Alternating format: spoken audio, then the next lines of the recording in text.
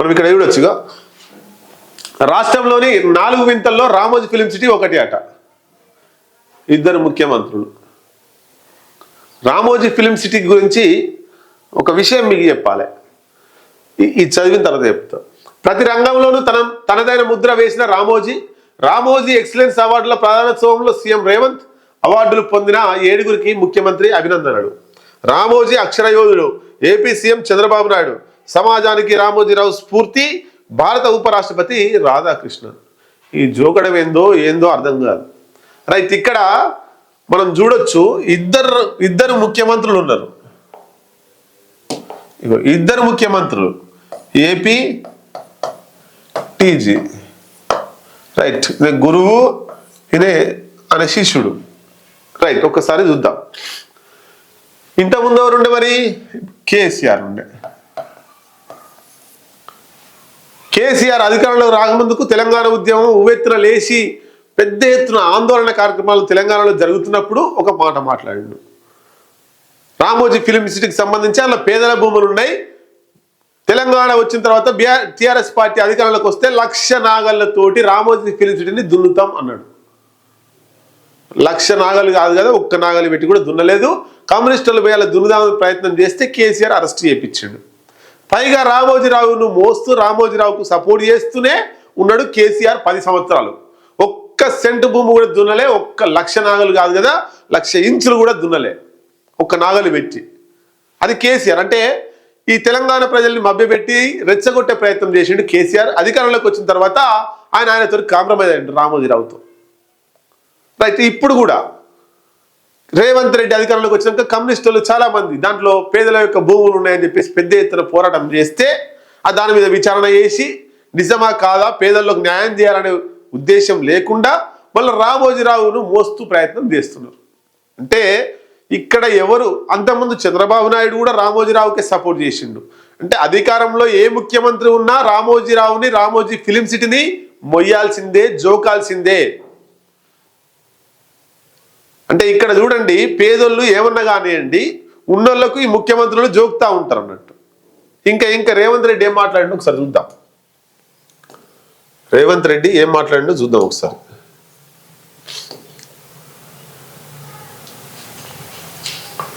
ఇగో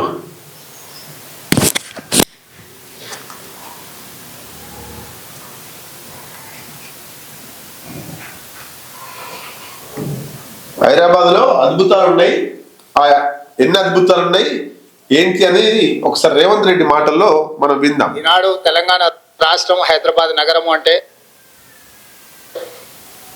ఒక 4 వండర్స్ గురించి మనం మాట్లాడుకుంటే మొదటి వరుసలో చార్మినార్, రెండవ వరుసలో గోల్కొండ, మూడవ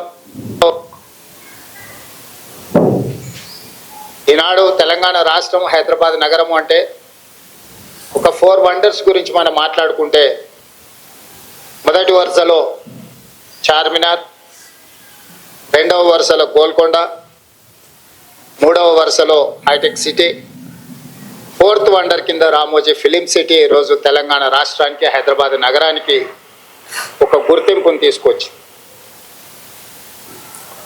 చూడొచ్చు. మనం హైదరాబాద్లో 4 అద్భుతాలు ఉంటే మొదటిది చార్మినార్, రెండవది గోల్కొండ, మూడవది హైటెక్ సిటీ, చంద్రబాబు నాయుడు కట్టింది హైటెక్ సిటీ, 4వది రామోజీ ఫిలిం సిటీ అంటాడు. ఇంకేం మాట్లాడండి చూద్దాం ఒకసారి. ఇంకా దారుణమైనటువంటి మాటలు మాట్లాడండి.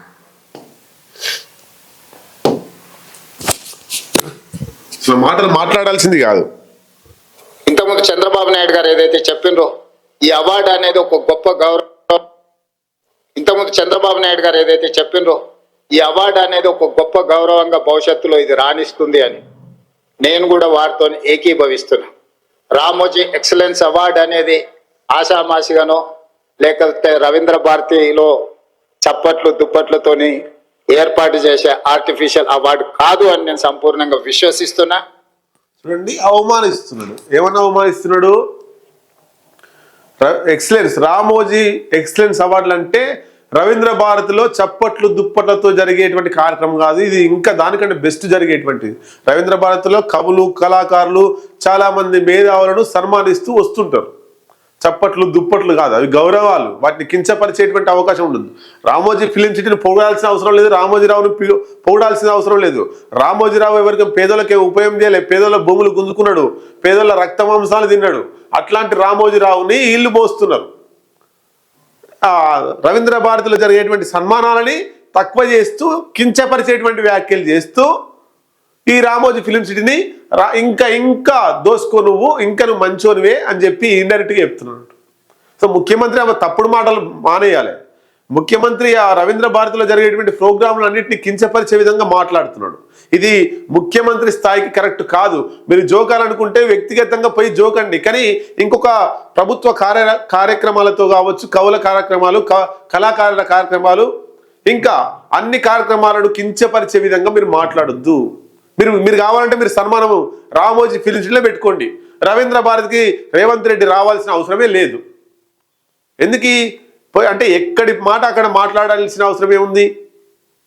మీకు తెలియదా? రేవంత్ రెడ్డి తెలియదా? ఇన్ఫర్మేషన్ యాక్ట్ పెట్టి కేసీఆర్ ఫామ్ హౌస్ మీద డ్రోన్ ఎగిరేసి ఎంత ఆడ అసెంట్ భూమి ఉంది, ఏం జరుగుతుంది, ఇవన్నీ కూడా లెక్కలు తీసినటువంటి వ్యక్తి ముఖ్యమంత్రి కాకముందుకు. మరి రామోజీ ఫిలిం సిటీలో కూడా ఎన్ని వేల ఎకరాలు పేదోళ్ళు ఉన్నాయి, అసెంట్ భూములు ఉన్నాయి, ఇవన్నీ తెలియదా?